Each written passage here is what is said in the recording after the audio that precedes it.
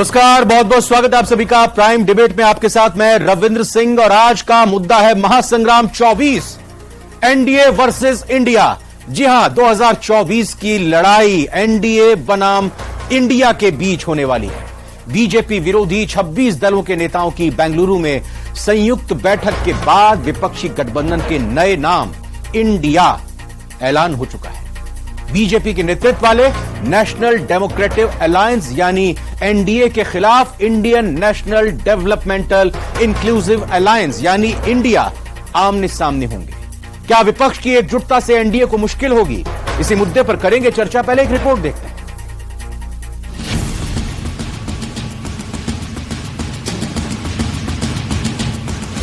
दो 2024 में एनडीए का इंडिया से होगा मुकाबला। कांग्रेस की अगुवाई में 26 विपक्षी दलों ने बनाया इंडिया।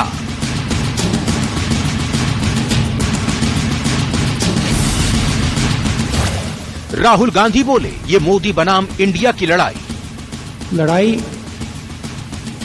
एनडीए और इंडिया के बीच में है, नरेंद्र मोदी जी और इंडिया के बीच में है। पीएम मोदी ने कहा, विपक्ष का एक ही एजेंडा, अपना परिवार बचाओ।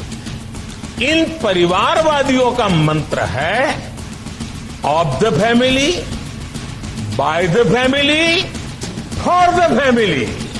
बीजेपी का तंज, लोकतंत्र का मंत्र वर्सेस परिवारवादियों का मंत्र। न खाता न वही, जो परिवार कहे वही सही। बीजेपी की अगुवाई में एनडीए की बैठक।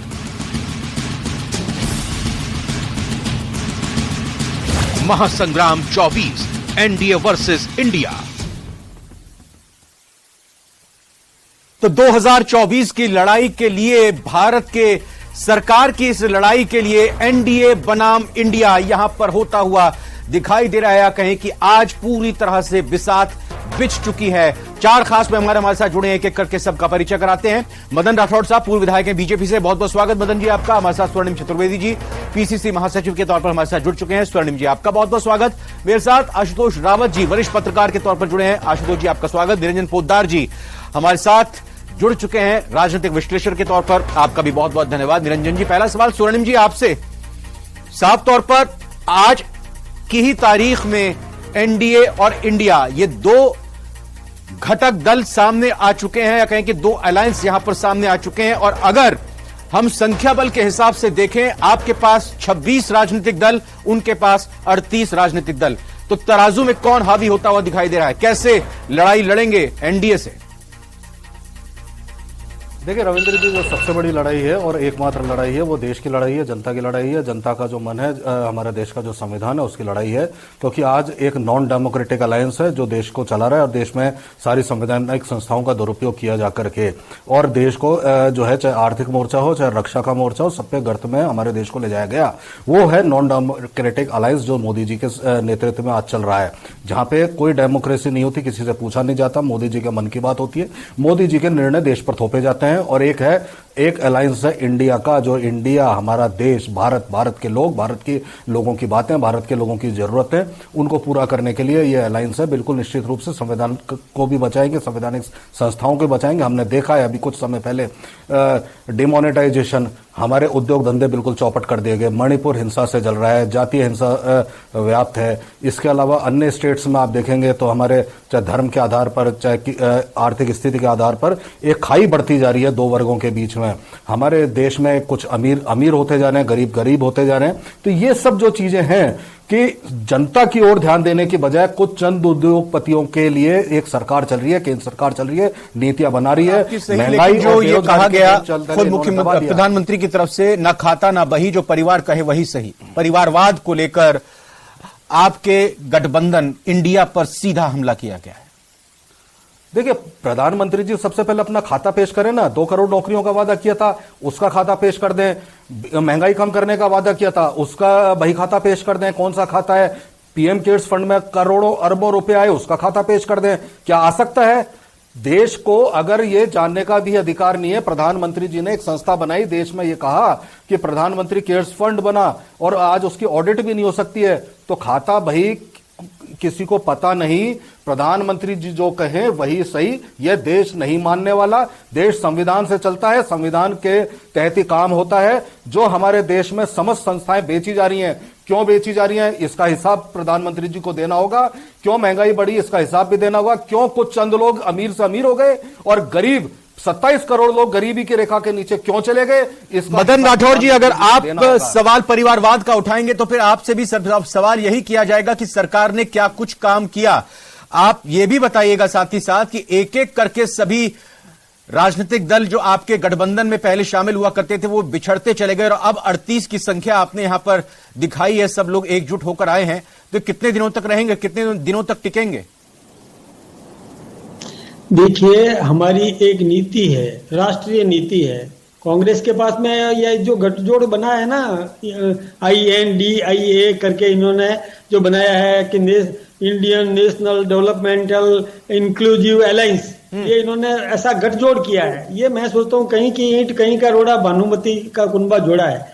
ये ना नीति है, ना नियत है, एक दिशा नहीं है, सबकी अलग अलग दिशा है। सब आपस में लड़ेंगे, ये आपस में एक दूसरे का स्टेट्स में तो लड़ेंगे और राष्ट्र में एक होने की कोशिश करेंगे। ये केवल नाटकबाजी है, इससे ज्यादा कुछ भी नहीं है। अभी जैसे ये स्वर्णिम जी इतने वरिष्ठ पत्रकार, मतलब हमारे नेता, कांग्रेस के नेता होते हुए भी ऐसी बातें करते हैं कि नॉन डेमोक्रेटिक अलायंस है ये NDA। अरे आप कैसे शब्द प्रयोग कर रहे हो? हिंदुस्तान में जहां रात को कोर्ट खुल जाती है तीस्ता शीतलवाड़ को लेकर के, ये इससे ज्यादा और डेमोक्रेसी क्या चाहिए आपको? कितनी स्वतंत्रता चाहिए? ये आप कैसी बातें कर रहे हैं? मुझे तो समझ में नहीं आया। नहीं, वो ये भी बात कर रहे हैं, वो ये भी बात कर रहे हैं कि नोटबंदी से क्या फायदा हुआ। वो ये भी पूछ रहे हैं कि जो नौकरियों का वादा किया गया था उसका क्या हुआ, जो महंगाई है उसको लेकर जो लगातार वादे किए थे उसका क्या हुआ, उसका क्या जवाब मिल रहा है? मैं ये बताऊं आपको कि जो इन लोगों ने पैसे इकट्ठे कर रखे थे ना कि गलत तरीके से चुनाव जीतने के लिए, इनको नुकसान हुआ है। जिन्होंने बेनामी पैसा, मतलब 2 नंबर का पैसा रोक करके रखा हुआ था, इनको नुकसान हुआ। बाकी आम जनता तो खुश थी। दूसरी बात, आपने पूछा कि हमने क्या विकास किया। हमने देखिए बेरोजगारों को रोजगार देने के लिए हमने कई योजनाएं दी है, मुद्रा योजना दी है हमने किसान के लिए, और हमने देखिए मृदा परीक्षण का काम किया है, उसका बीमा बढ़ाया है, बीमा। और जो क्या है मुद्रा योजना, क्या है मुद्रा योजना मदन जी, क्या है मुद्रा योजना? ये काम भी किया, मुद्रा योजना क्या है कि मुद्रा योजना क्या है? मुद्रा योजना, हाँ, मुद्रा योजना है कि 25, मतलब कोई भी बेरोजगार नौजवान किस बैंक से कर्जा लेना चाहे तो उसको आसान किस्तों पर, उसको बैंक की गारंटी देने की जरूरत नहीं है, कोई जमीन गिरवी रखने की जरूरत नहीं है। प्रधानमंत्री के नाम पर वो रुपया और ले सकता है और कितने उसमें सब्सिडी भी, कितने लोगों को लाभ मिला, कितने लोगों को लाभ मिला, बना सकता है, कितने लोगों को लाभ मिला इससे? हाँ, बहुत लोगों को, 80 लाख लोगों को एक वर्ष में हमने रोजगार दिया है। ये कोई कम बात नहीं है। ये केवल कितना बताया आपने? एक वर्ष में कितने लाख? हमने देखिए, हमने और खरीद जो हमने जो किसान, मतलब फसल का बीमा कराया, इंडिविजुअल किसान रोजगार बताइए, हमने उसकी और राशि बढ़ाई है। सरण जी देखिए, पूरे रोजगार के जो डेटा है, मुद्रा योजना बिल्कुल यहाँ पर रोजगार दे रही है। आप कहते हैं कि रोजगार सृजन नहीं हो रहा है। बढ़ाई है, 3 बार MSP बढ़ाई है हमने। MSP किसान था कि मिनिमम सपोर्ट प्राइस बढ़ाई है मदन जी, किसान की। मदन जी देखिए, बता रहे हैं ना मदन जी स्वर्णिम जी, मदन जी साफ तौर पर बता रहे हैं, मुद्रा योजना के तहत यहाँ पर लाखों रोजगार दिए, लोन दे रहे हैं, कोई गारंटी नहीं होती उसमें। और मुद्रा रोजगार के तहत अगर आप कर्जदार बना रहे हैं तो क्या वो रोजगार हुआ? पूरे देश में आर्मी से लेकर के सेंट्रल जो PSUs हैं उनमें सब में वैकेंसीज खाली है, रेलवे की वैकेंसी खाली है, आर्मी में वैकेंसी खाली है, अधिकारी नहीं है। उनमें अगर नौकरी वैकेंसी नहीं निकाल रहे तो क्या रोजगार दिया आपने? उल्टा आप तो PSUs को बेच रहे हैं, आप रोड को बेच रहे हैं, आप रेल को बेच रहे हैं, आप पोर्ट बेच रहे हैं, एयरपोर्ट बेच रहे हैं। इन सबका जवाब जनता मांगती है। बिल्कुल, रेल का विकास देखा हमने, कितनी बेची बताइए? दुनिया देख रही है कि किस प्रकार की। मदन जी एक मिनट, आपने ये कहा मदन जी, 130 रेल, मदन जी आपने ये कहा कि जो इंडिया नाम का गठबंधन बना है, इस गठबंधन में अपना पैसा बचाने के लिए ये लोग एकजुट हुए हैं। तो मुझे बताइए कि आपके ऊपर NDA पर, बीजेपी पर आरोप लगते हैं कि वॉशिंग मशीन में बीजेपी की जो साफ हो जाता है वो बिल्कुल करप्शन फ्री हो जाता है और सबका वेलकम है। मैं एक बात बताऊं साहब, आप, ऐसा नहीं है। हमारी राष्ट्र नीति से जो जुड़ता है, हमारी सांस्कृतिक धरोहर से जो जुड़ता है, वही हमारे यहाँ आ सकता है। हम एरे गेरे को हम लेने वाले नहीं है। ये देखिए आप, पहले come in India, make in India हमने दिया, हम तेजस यहाँ बना रहे हैं, दुनिया लाइन में खड़ी है हमारा शस्त्र खरीदने के लिए। पहले हम शस्त्र दूर से लाते थे और राजीव गांधी ने जो किस प्रकार ठीक से है और बोफोर्स खरीदा था, कमीशन कितना दिया था, ये सब आशुतोष जी का मैं रुख करता हूं। आशुतोष जी मुझे बताइए कि आज की एक ही दिन की तारीख में दो देश के बड़े गठबंधन की जो बैठक हुई, किसने बाजी मारी आज पोस्चरिंग में? देखिए रविंद्र जी, बाजी किसने मारी किसने नहीं मारी ये तो मई 2024 में पता चलेगा।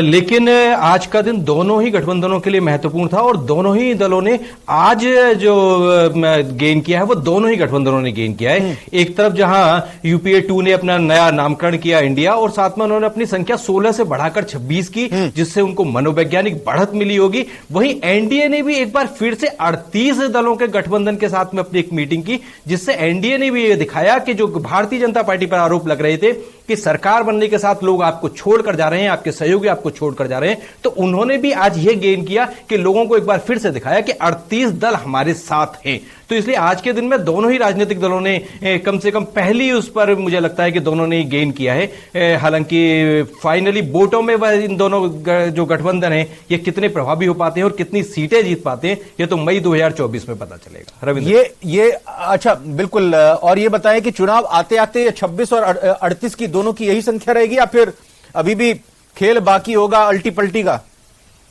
बिल्कुल, देखिए खेल अल्टी पल्टी का रविंदर जी बिल्कुल चालू रहेगा और यह मई 2024 के बाद भी चलता रहेगा, क्योंकि छोटे राजनीतिक दलों को पता है कि वहां किसकी सरकार बननी है, जिसकी सरकार बननी है उस सरकार से कैसे फायदे उठाने हैं। तो यह इसलिए छोटे राजनीतिक दल जो हैं वो इस चुनाव के बाद भी यह अल्टी पल्टी के खेल को चालू रखेंगे। आज भी जिस तरह से नई 10 दल इंडिया के साथ में आए हैं और एनडीए के साथ में भी आज लगभग 6 से 7 नए राजनीतिक दलों ने आज ही ज्वाइन करने के बाद में उनका गठबंधन ज्वाइन किया है। तो छोटे राजनीतिक दलों को पता है कि उनकी बार्गेनिंग पावर तभी मेंटेन रहेगी जब वो सरकार जो भी चुनाव के बाद में जो भी गठबंधन बड़ा दिखेगा उसकी सरकार के साथ कैसे बार्गेनिंग कर पाएंगे। तो ये अल्टी पल्टी का गेम तो अभी थोड़े दिनों और देखने के लिए हमको मिलेगा। निरंजन पोद्दार जी ये बताएं कि एक तरफ परिवारवाद और भ्रष्टाचार की कमाए हुए पैसे को बचाकर रखने की लड़ाई का आरोप लग रहा है और दूसरी तरफ कहा जा रहा है कि 9.5 या कहें कि 9-9.5 साल की कार्यकाल में क्या कुछ किया। कौन सा वो मुद्दा है जो लोगों को टच ज्यादा करता हुआ दिखाई देगा और किस तरीके से लड़ाई आप आगे बढ़ती हुई देख रहे हैं?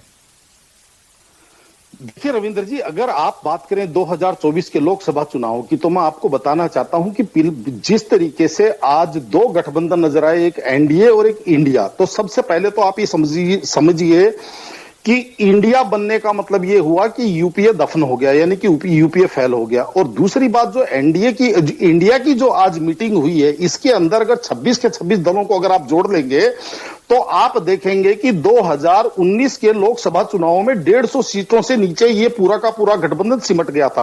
और अगर वर्तमान परिस्थिति की भी अगर आप बात करें, अगर 2024 के लिए भी हम इनकी बात को मूल्यांकन करते हैं रविंद्र जी, आप इसका कैलकुलेशन लगाएंगे तो इनका जो प्रभाव है वो 380 सीटों के ऊपर इन 26 पार्टियों का प्रभाव है। उनके अंदर से भी लगभग 90 सीटें ऐसी है रविंद्र जी जहां पे अभी कंट्रोवर्सी की स्थिति है, क्योंकि जिस तरीके से सीताराम येचुरी इस इंडिया का हिस्सा है, लेकिन आज ही उन्होंने अपना स्टेटमेंट दे दिया कि हम बंगाल के अंदर ममता बनर्जी के साथ कोई समझौता नहीं करेंगे। और जिस तरीके से कांग्रेस अगर केरल में चुनाव लड़ने जाएगी तो वो वहां पे वामपंथियों के साथ मिलकर के चुनाव लड़ेगी या उनके विरोध में चुनाव लड़ेगी। कांग्रेस अगर पंजाब में चुनाव लड़ने जाएगी तो वो केजरीवाल जी के साथ चुनाव मिलकर के लड़ेगी या विरोध में लड़ेगी। यानी कि अभी ऐसी बहुत अतिशयोक्ति इस इंडिया के सामने आने वाली है। रही बात नाम इंडिया देने का, तो देखिए ऐसा है, नाम कोई आदमी कुछ भी रख सकता है। मैं भी रख सकता हूं कि मेरा नाम महात्मा गांधी है, लेकिन कहने का तात्पर्य लोग तो नहीं मानेंगे ना उस चीज को। उनकी अपनी प्रकृति थी, इंडिया की अपनी प्रकृति है। आपने केरल का जिक्र किया, पश्चिम बंगाल का जिक्र किया, आम आदमी पार्टी का दिल्ली का भी जिक्र यहां पर हो सकता था, लेकिन अगर मैं एनडीए की बात आपसे पूछूं और बिहार पर ही अगर बात करूं, जीतन राम मांझी की आप बात कर लीजिए, चिराग पासवान और उनके चचा की बात कर लीजिए। चिराग पासवान ने तो अपना फॉर्मूला भी दे दिया कि मुझे इतनी विधानसभा सीटें चाहिए, इतनी लोकसभा और इतनी राज्यसभा की सीट चाहिए। तो क्या आपको लग रहा है एनडीए में सब कुछ ठीक हो जाएगा? वहां पर इस तरह की नूरा कुश्ती नहीं होगी, लड़ाई झगड़ा नहीं होगा सीटों को लेकर?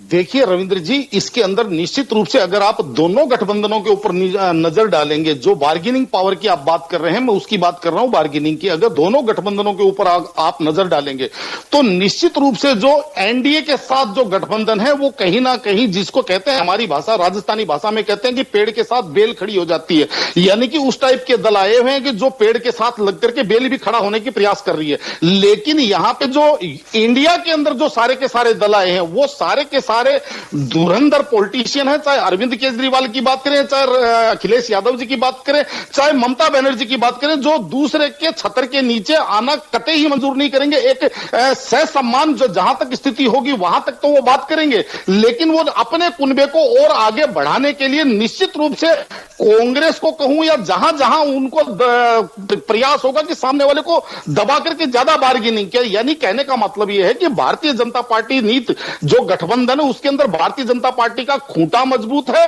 और खूंटे के साथ रस्सी मजबूत है, जिससे क्या है कि आदमी बंद करके चलता है। लेकिन अगर बात करें इंडिया के गठबंधन की तो देखिए वहां आपको पता है कि कितना खूंटा मजबूत है। खूंटे के रूप में अगर हम कांग्रेस देखें तो वो तो स्वर्णिम चतुर्वेदी जी, मुझे बताइए कि अगर हम एनडीए की बात करें तो वहां पर यह साफ तौर पर दिखाई दे रहा है कि बीजेपी एक सेंटर पावर है जो 38 पार्टियों को मिलाकर जोड़ रही है, और वहां पर नेता का चेहरा भी क्लियर है कि अगली बार कौन प्रधानमंत्री का दावेदार होगा, कौन है नेता और कौन है चेहरा। वहीं इंडिया में यह नहीं दिखाई दे रहा। तो इस कंसेप्शन को, ये जो धारणा है, इसको कैसे तोड़ा जाएगा? देखिए रविंद्र जी, मैं तो एक बात कहना चाहता हूं, मुझे पता नहीं निरंजन पोद्दार जी ने आज आने वाले चुनाव में जो है क्या वोट पड़ेंगे इसका भी आकलन कैसे कर लिया, लेकिन एक चीज तो तय है कि भारतीय जनता पार्टी का कुनबा जो पूरा का पूरा कमल का फूल है, इसकी पंखड़ियां सारी उधार की हैं। अगर अपने दम पर जो इन्होंने 3 स्टेट जीते, उन 3 स्टेट में से 2 स्टेट में तो मुख्यमंत्री भी कांग्रेस से गए हुए लोग ही हैं। और सबसे बड़ी बात यह है कि जो राष्ट्रीय, जैसे अभी मदन जी बहुत सीनियर नेता हैं, पूर्व विधायक भी हैं, जब आपके राष्ट्रीय नीति की बात करते हैं तो क्या अजीत पवार, जिनके लिए अभी कुछ दिन पहले इनके देवेंद्र फडणवीस कह रहे थे कि जेल में चक्की पीसेंगे, पूरी भारतीय जनता पार्टी कह रही थी अमित शाह से लेकर के प्रधानमंत्री मोदी जी तक के ईडी के मामले हैं, इतने भ्रष्टाचार के 700 करोड़ के भ्रष्टाचार आरोप लगा रहे थे, तो वो कौन सी राष्ट्रीय नीति के तहत इनकी आज उप मुख्यमंत्री हैं, ये यही बता पाएंगे। लेकिन सबसे बड़े जो इस कुनबे में से गए थे, शिवसेना गई थी, अकाली दल भी गया था, तेलंगाना में पार्टियां गई, वो सब छोड़ के गए। और ये कांग्रेस पार्टी है जिसका पैन इंडिया जो है वजूद है, पैन इंडिया वजूद होने के साथ ही हम इंडिया के केंद्र में हैं और हमारे साथ लोग जुड़ रहे हैं। और ये वो पार्टियां हैं, बिल्कुल सही बात है, धुरंधर पार्टियां हैं जो अपने अपने स्टेट में अलग अलग चुनावों में भारतीय जनता पार्टी को जबरदस्त शिकस्त दे रहे हैं। इसका जवाब दीजिए ना फिर, जब अगर सिद्धराम येचुरी कह रहे हैं कि हम टीएमसी के साथ गठबंधन नहीं करेंगे, ये कैसे होगा? उधर फिर अगर केरला की बात करें तो वाम दल और कांग्रेस आमने सामने है, आम आदमी पार्टी के साथ दिल्ली में आप कैसे अपनी गोटी फिट करेंगे?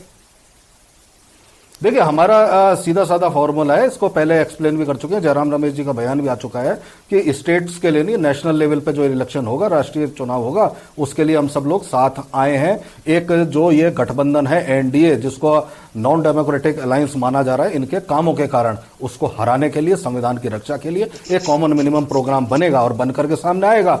और ये प्रोग्राम नहीं, लेकिन चुनाव लड़ने के बाद ही तो उस प्रोग्राम को इंप्लीमेंट कर पाएंगे, और चुनाव लड़ने के लिए फिर आपको कैंडिडेट देना पड़ेगा। और जो आप ये कह रहे हैं कि बीजेपी वर्सेस ऑल, या कहें कि एनडीए वर्सेस ऑल, आप इस लिहाज से कैंडिडेट खड़ा करना चाह रहे हैं तो फिर इसके लिए आपको यह भी तो सुनिश्चित करना पड़ेगा कि मैं तो छोटी सी, बिल्कुल कैसे छोटी सी बात संभव होगा? सुनिए संभव सारी चीजें होती हैं, लगातार एक संभावनाएं जब बनी है, एक मीटिंग के बाद दूसरी मीटिंग तभी होती है। कोई भी पॉलिटिशियन जो कद्दावर नेता है वो बिना किसी कारण के और बिना किसी रोड मैप के साथ आकर के नहीं बैठता है, रोड मैप बन चुका है। दूसरी चीज मैं एक ही और आपको बताना चाहता हूं, 2019 के जो आम चुनाव हुए थे देश में, उस देश के आम चुनाव में अगर 22 करोड़ वोट बीजेपी को मिले थे तो 12 करोड़ वोट कांग्रेस को भी मिले थे, और सिर्फ 10 करोड़ वोट का डिफरेंस था, आधे वोट का भी डिफरेंस नहीं था, सीटों में जरूर डिफरेंस आया है। तो ये भारतीय जनता पार्टी को भी पता है कि एक अकेला कि सब पर भारी कहने वाला आज 38 पार्टियों को इकट्ठा कर रहा है, तो कहीं ना कहीं कोई मजबूरी होगी प्रधानमंत्री जी की। ये सबको पता है कि क्या हालात हैं, मदन राठौर जी, क्या हालात है, क्या मजबूरी है। और अगर हिमाचल 22 करोड़ वोट मिले, 37% के करीब अगर 2019 में बीजेपी एनडीए को वोट प्रतिशत मिला, तो फिर अगर बीजेपी एनडीए के कैंडिडेट के सामने इंडिया अलायंस का कैंडिडेट खड़ा होता है तो 37% के बाद अगर 63% की अगर वोट प्रतिशत को देखें तो उसमें एक बड़ा चंक अगर इस इंडिया के कैंडिडेट को मिल जाता है, अगर एक यहां पर उम्मीदवार खड़ा होता है तो फिर बीजेपी के लिए, एनडीए के लिए दिक्कत होगी? देखिए, अभी पोद्दार जी ने बहुत साफ साफ बताया था आपको कि कहां पर, जैसे पंजाब में कांग्रेस साफ हो गई, वहां केजरीवाल की पार्टी सत्ता में आ गई, इसी प्रकार से टीएमसी बंगाल में, ऐसे ही कई प्रांत है जहां पर ये केरल का उदाहरण भी इन्होंने दिया, दिल्ली का भी दे सकते थे। स्वर्णिम ने ये भी उदाहरण दिया कि 3 राज्यों में जहां सरकार आपकी, वहां पे तो 2 तो उधार के मुख्यमंत्री हैं। नहीं, आपको एक बात बताऊं साहब, मैं आपको बहुत साफ कह रहा हूं। अभी तो सबसे पहले मैं स्वर्णिम जी का जवाब देना चाहूंगा कि जो इन्होंने कहा कि ये आपके यहाँ आ गया, दूध का धुला हो गया, ऐसा नहीं है। कानून का काम करेगा। यदि हमारा व्यक्ति भी कोई गलत काम करेगा तो उसको भी नहीं बख्शा जाएगा। कानून में कहीं भी कोई बीच में नहीं आएगा, इसमें राजनीति कहीं बीच में नहीं है।